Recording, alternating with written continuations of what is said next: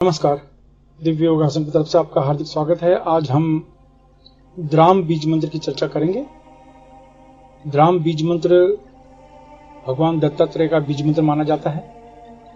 ब्रह्मा, विष्णु, महेश तीनों की शक्तियां इस बीज मंत्र में समाहित होती हैं। इसलिए धर्म, अर्थ, काम, मोक्ष इनकी प्राप्ति होती है। आज के इस भौतिक युग में मनुष्य की बहुत सी प्रकार की मनोकामनाएं होती हैं और यह स्वाभाविक भी है कि हम कितना भी धर्म कर्म की बात कर लें, भौतिक सुख को इग्नोर नहीं किया जा सकता, उसे भूला नहीं जा सकता, मोह माया से बचा नहीं जा सकता। आज के युग में इंसान की जो पहली जरूरत है वो भौतिक सुख है। वो चाहता है कि उसकी आर्थिक समस्याएं दूर हों, उसकी मनोकामना पूर्ण हो, धन से संबंधित सभी प्रकार की उसकी मनोकामना पूर्ण हो। वह अपने जीवन में पारिवारिक सुख शांति भी देखना चाहता है। वह अपने जीवन में आध्यात्मिक उन्नति को भी देखना चाहता है। वह अपने जीवन में ऐसी अवस्था को जीना चाहता है जिसमें कोई शत्रु न हो, सब उसके मित्र हो। वह अपने जीवन में सुखी दाम्पत्य जीवन को जीना चाहता है। वो चाहता है कि उसका विवाहित जीवन सुखमय रहे। उसकी ख्वाहिश, उसकी संतान हमेशा योग्य रहे। इसलिए हर व्यक्ति की हर तरह की मनोकामना एक साथ में पूरी नहीं होती। लेकिन द्राम बीज मंत्र की चर्चा हम इसीलिए कर रहे हैं कि इस बीज मंत्र का अभ्यास करने से आपकी सभी प्रकार की मनोकामनाओं की पूर्ति होती है। यही नहीं, आध्यात्मिक क्षेत्र में आपकी उन्नति बहुत तेजी से बढ़ती है, क्योंकि भगवान दत्तात्रेय की जो लोग साधना करते हैं उनके जीवन में साधना से संबंधित सभी प्रकार के जो विघ्न हैं, जो अड़चने हैं, वो धीरे धीरे समाप्त होनी शुरू हो जाती है। ऐसे लोग साबर विद्या के बहुत ही बड़े प्रकांड उपासक माने जाते हैं। साबर साधनाएं बहुत जल्दी उनको सिद्ध होने लगती हैं। मंत्रों की अलग अलग पद्धतियां हैं, उनमें से साबर पद्धति जो है बहुत ही आसान पद्धति मानी जाती है। इस पद्धति के द्वारा वो अपनी सभी प्रकार की मनोकामनाओं को पूर्ण कर सकते हैं। यही नहीं, आपके जीवन में आने वाली कठिनाइयां, निर्धनता, दुख, तकलीफें इस साधना के दम पर, इस साधना के अभ्यास से दूर होनी शुरू हो जाती है। साथ में आपका व्यापार से संबंधित कोई कार्य है तो उसमें आपको सफलता मिलनी शुरू हो जाती है। तो आइए जानते हैं द्राम बीज मंत्र का अभ्यास कैसे करें। ढीले ढाले वस्त्र पहनकर किसी भी शांत कमरे में बैठ जाएं। अगर आप जमीन पर नहीं बैठ सकते तो किसी कुर्सी पर या सोफे पर लाल कपड़ा बिछा लें और बैठ जाएं। अपने सामने भगवान दत्तात्रेय की फोटो रखें और अपने दोनों आंखों के बीच में पिंच करके भगवान दत्तात्रेय का बीज मंत्र dram dram dram dram dram dram, सिर्फ इस बीज मंत्र का जाप करें। द्राम को दो तरीके से बोला जा सकता है। आप द्रांग द्रांग द्रांग बोल सकते हैं, द्राम द्राम द्राम भी बोल सकते हैं। मैं आपको बताता हूं। ये देखिए, आपको दिख रहा है?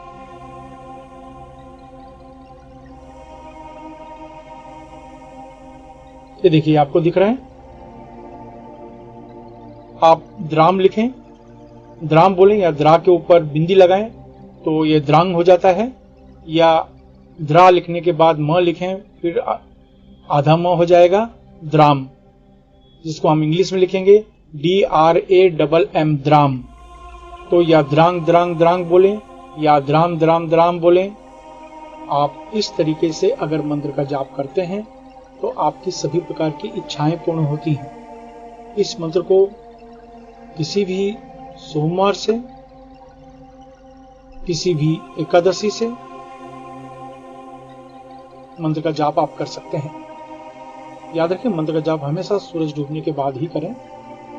और यह मंत्र जो है आपको 21 माला, यानी dram dram dram dram dram, इस बीज मंत्र का 21 माला रोज आपको जाप करना है। और यह मंत्र सिर्फ 3 दिन का होता है। सिर्फ 3 दिन की यह साधना है और इस 3 दिन की साधना को आप आसानी से कर सकते हैं। अगर 21 माला आप करना चाहते हैं तो ज्यादा से ज्यादा 30 से 40 मिनट में इस मंत्र का जाप समाप्त हो जाएगा। 3 दिन के बाद चौथे दिन किसी को फल या फ्रूट का दान कर दें, कुंवारी कन्या को भोजन कराएं तो बहुत शुभ है। पैसे दान न करें, कुंवारी कन्या का तो दान कर सकते हैं आप, लेकिन किसी दूसरे को आप फल फ्रूट ही दान करें, पैसे दान न करें। पैसे दान करना है तो मंदिर की दान पेटी में आप दान करें। ये करने के बाद आपको ऐसा महसूस होगा कि आपके अंदर सीखने की क्षमता बढ़ गई है, आध्यात्मिक इंप्रूवमेंट बढ़ गया है, मन में अच्छे अच्छे विचार आने शुरू हो जाते हैं, मन की जो लत है, खराब बातें हैं, बुरे विचार हैं, बुरे थॉट्स हैं, धीरे धीरे निकलने शुरू हो जाते हैं। अच्छी अच्छी बातें और सकारात्मक बातें और पॉजिटिव बातें आपके मस्तिष्क में आने शुरू हो जाती हैं। कहते हैं ना कि जो आप सोचोगे वही तो बनोगे। अगर हम अपने मन में हमेशा नकारात्मक विचार, नेगेटिव विचार, बुरे विचार बनेंगे तो हम क्या बनेंगे? बुरे ही बनेंगे। लेकिन जब ये विचार हटने शुरू हो जाते हैं, उसकी जगह अलग तरीके के विचार आने शुरू हो जाते हैं, तो विचारों के अनुरूप ही हमारा व्यक्तित्व बनना शुरू हो जाता है।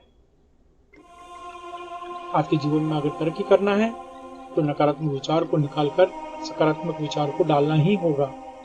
इसमें यह बीज मंत्र आपको बहुत ज्यादा सपोर्ट करता है। अब जानते हैं इस बीज मंत्र के कुछ नियम।